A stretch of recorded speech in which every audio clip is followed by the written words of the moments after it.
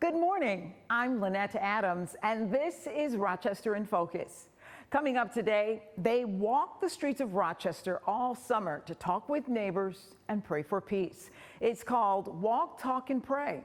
And on any given Thursday, you'll find Serena Cotton, the executive director of Rock the Peace, and Wanda Ridgway, who runs Rise Up Rochester, going door to door, reaching out to neighbors.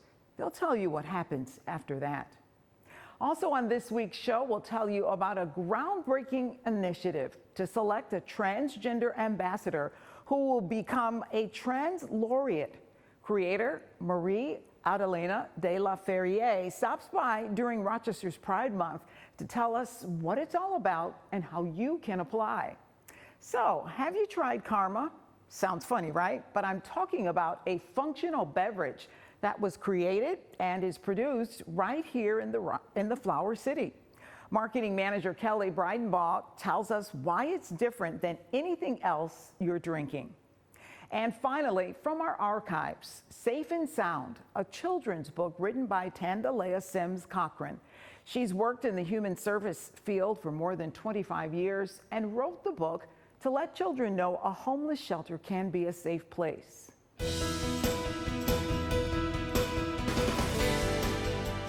It's called Walk, Talk, and Pray. It's an effort to bring the community together and to let them know that there are still anti-violence activities going on in this city. And the two women who are spearheading this event in the city of Rochester, Serena Cotton, who is the executive director of Rock the Peace, as well as Wanda Ridgway, who is the executive director of Rise Up Rochester. Thank you both for being here. Thank you for having us. Thank you. Now, you said we want to let people know that we are still out there, that there are still anti-violence efforts happening in this city. Absolutely. Just weekly, we're out, we're doing these walks. We want the community to know, hey, we're out here. Neighborhood associations, we're out here. If there's something going on and you just want to share with us, you can come out and talk with us. Come walk with us. Let us know what supports that you may need in your neighborhood. That way it'll help us to develop like where we could send outreach teams out to, walk the neighborhoods, come and talk, maybe handle some disputes or, do some mediations, One thing I know we see, sometimes you may get that person who just want prayer, and we sit and we pray with them, so. Where did this idea come from? Oh, we've been doing it for so long. It started as prayer circles with both organizations, and then we just kept it going. And instead of just being in a circle, we started walking and knocking on doors and stuff like that. And that started with myself and Wanda, just her and I. By herself out there walking, knocking on doors, talking to residents, the community, trying to get others to get involved and things like that. And then it just grew, like our teams grew, and we just kept it going. We walked, we talked to the community, and then we end with prayer. Now I notice you both are wearing orange. Yes, orange is the color that hunters wear, and to reflect them from being shot. So it's just to bring awareness. And after she was shot after marching in President Obama's inauguration parade, a few weeks later she was shot and murdered. Her friends came together and wanted to do something to bring awareness, and they selected the color orange. And so that's how we kick off our Go Orange weekend, and we just keep it going on through the summer. You two told me earlier that you've been at this for a long time. You've been doing this for a long time. Yes. Do you ever lose hope that your efforts are making a difference? If you could save or reach one person, one child, one family, you've done something. You're not gonna reach everybody every time, but if you can reach that one person, change your life, you're doing what you're out here to do. You told me that you're bringing services to people in the community, right? Talk about that. At Rise Up Rochester, we have wraparound support services for victims of violence, where we're able to provide food, safe housing, mediations, and relocation for families. That was real important, just realizing that victims of violence really didn't have a lot of support out there. So it was like, how can we turn this into a program and some support? So just like sitting down with, I think, former Mayor Lovely Warren, and just having a conversation with her, and and her even just taking a chance with us on a pilot program, and it has expanded. So now we're servicing not only the city of Rochester, we're servicing Monroe County. We're able to help those families, and people look at us like, is this for real? You're able to do this, and it's just the little things. You think someone maybe they just need a night away, just to simmer down from a conflict, and we're able to do that. We're able to support them that way. So, and trust me, we have more success stories than we have failures. If you want to find out more, you can go to riseuprochester.net, and you can find out where they will be next. We'll be right back.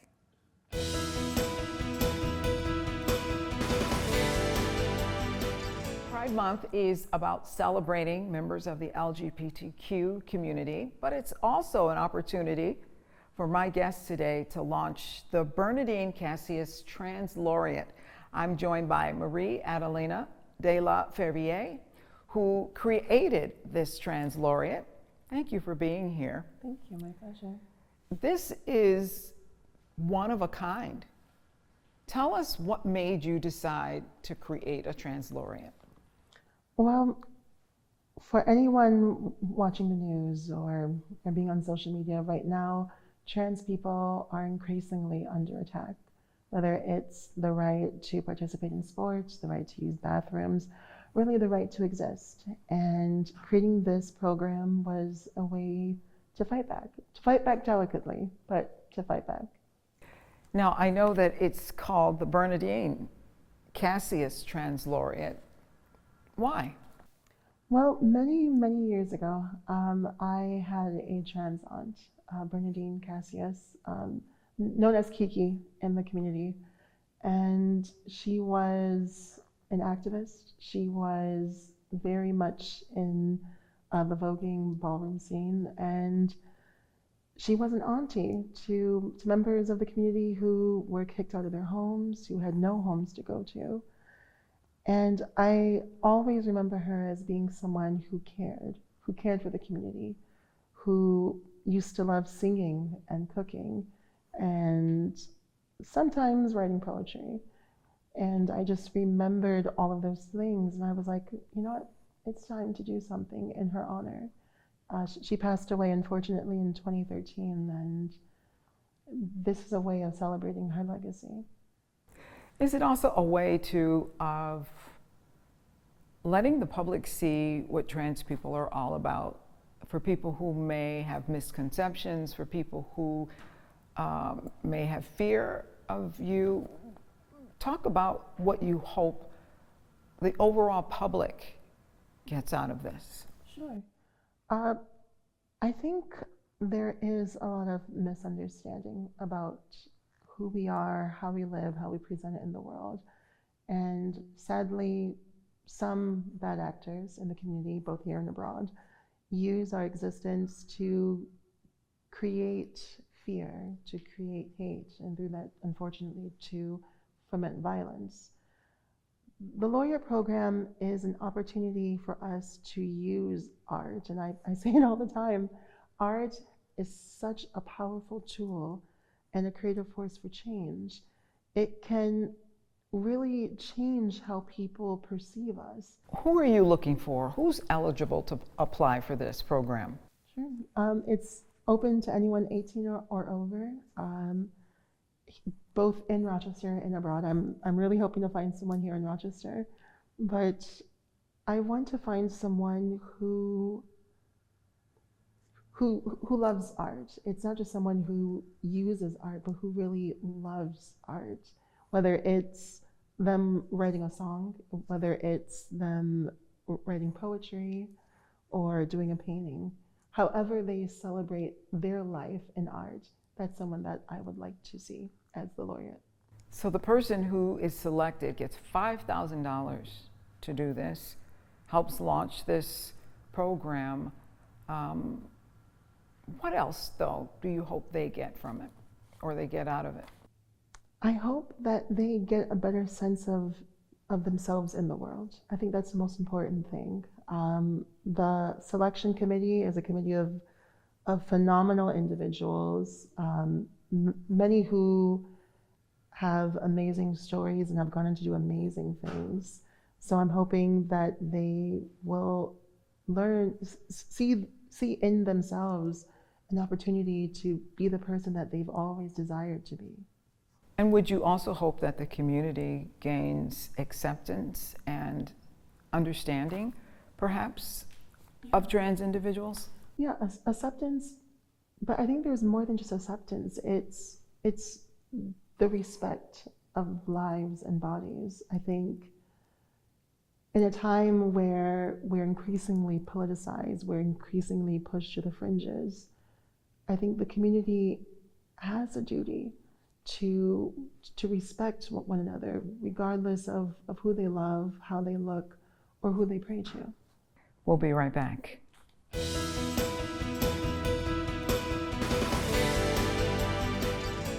You go into the grocery store and you see any number of health and wellness waters, or at least waters promising health and wellness. But what's the best one? We're going to tell you about a water that's made right here in Rochester, and that's a little bit different than what you'll find on the shelf. Kelly Breidenbach is the marketing manager for Karma Water. Karma Water made right here in Rochester, or I should say Pittsburgh. Thank you so much for joining us. So tell us about Karma. How did this water brand start? Yeah, so Karma started in 2011. Our founder, CJ Rapp, he's a Rochester native and beverage inventor. He also created Jolt Cola in the 80s. He noticed that active ingredients in premixed drinks, they break down over time when they're exposed to water and light and other elements. So while there's a stated level of benefits, as a consumer, when you're drinking it, you're not actually going to be getting the full benefits that they promise. So he didn't like this idea of empty promises, and he wanted to create a beverage that actually delivers vitamins, nutrition at full potency. So that's how Karma was created. And we're unique because we have a patented push cap. So we store all of our active ingredients separate from the water. So by keeping it separate, that ensures you as a consumer, when you're ready to drink it, you peel, you push, and you shake, and that's going to infuse it at the time of drinking it. So that means you're getting every single ingredient, all of our vitamins, all of our probiotics or caffeine, whichever line you're drinking, and you can actually say that you're getting what you're paying for. Wow, that's very interesting. So tell me about what you offer in terms of water.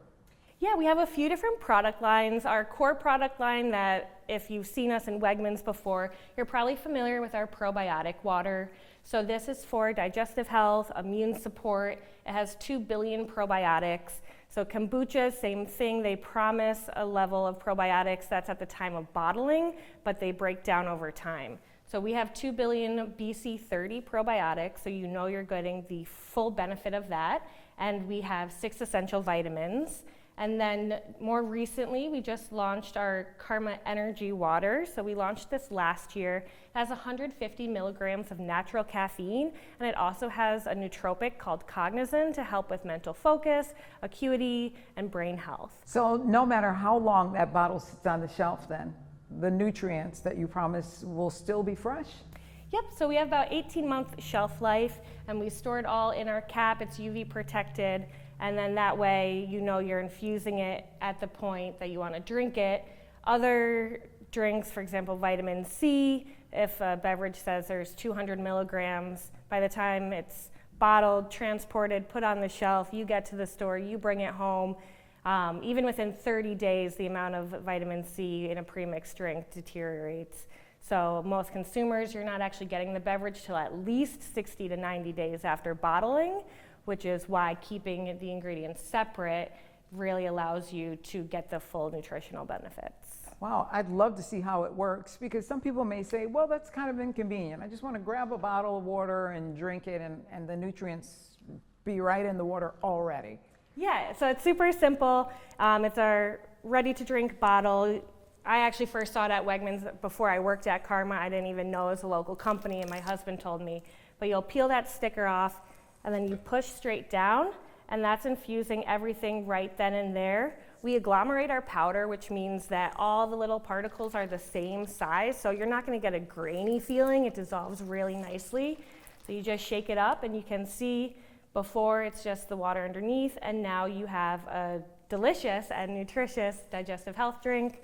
And then when you're ready, you just twist the top off, and it's all ready to go right then and there. And you were telling me earlier that you can get just the cap if you want, of different flavors, different nutrients. Yeah, so we noticed at Karma that some of our customers, they wanted a more sustainable option. So in 2023, we launched our first direct-to-consumer initiative. So you can actually go to our website, and we created a reusable bottle that fits our caps. So on our site, you can mix and match a 4-week supply. You can do probiotic caps, you can do our energy caps, you can do all your favorite flavors. If you want to do a subscription, you can do a one-time order. But that way it's really customized hydration tailored to your needs, because everyone's different. We'll be right back.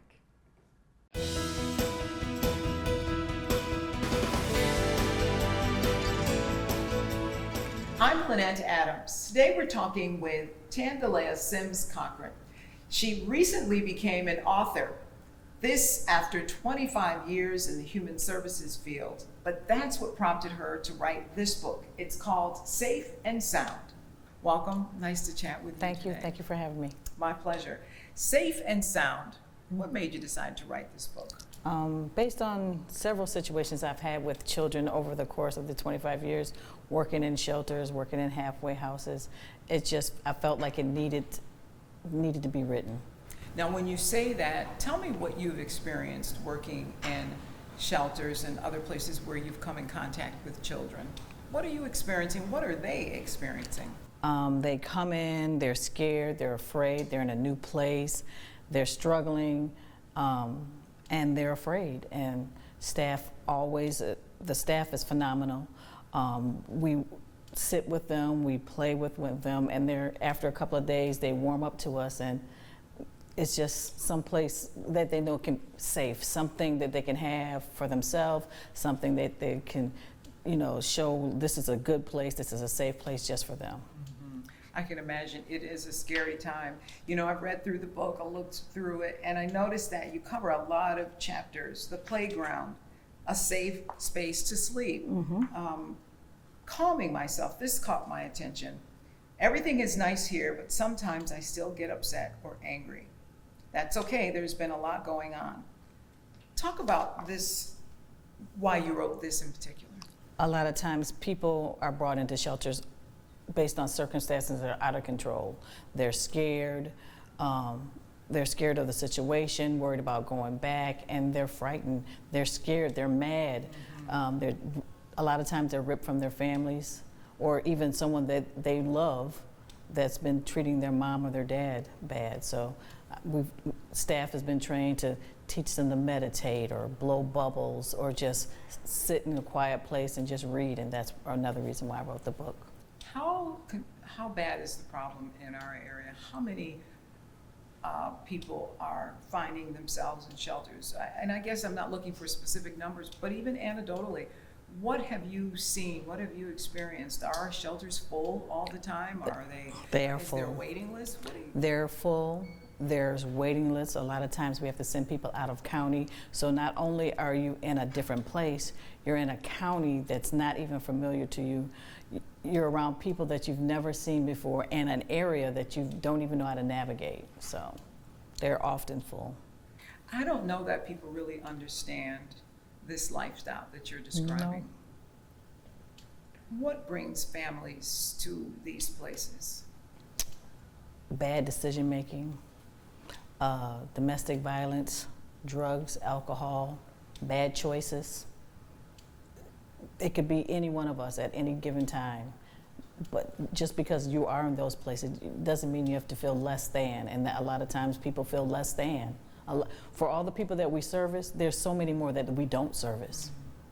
You know, there's a hotline where we get calls all night and all day. And a lot of times, the innocent victims are the children. absolutely, absolutely. Would you say that the needs of children are being addressed, or oftentimes they're lost in the shuffle? I'm not saying that they're not being addressed. I'm saying that the need is so great that one more tool or one more place to call safe is always welcomed. It's always needed.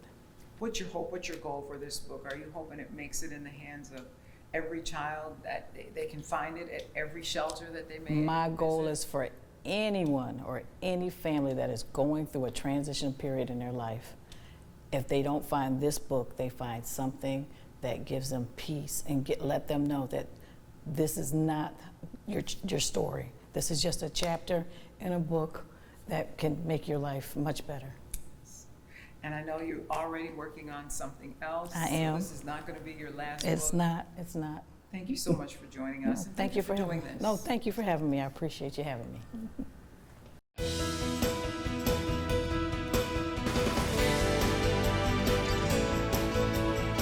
Thank you to all of our guests this morning. If you would like to join us as a guest on Rochester in Focus, we'd love to hear from you. You can reach News 10 NBC. You can reach the newsroom, that is, by calling 232-1010, or send us an email at rif@whec.com. Well, that's all the time we have. If you want to know what your neighbors and friends are doing to make Rochester a great place to live, join us each Sunday morning for Rochester in Focus right here on News 10 NBC. Have a great week.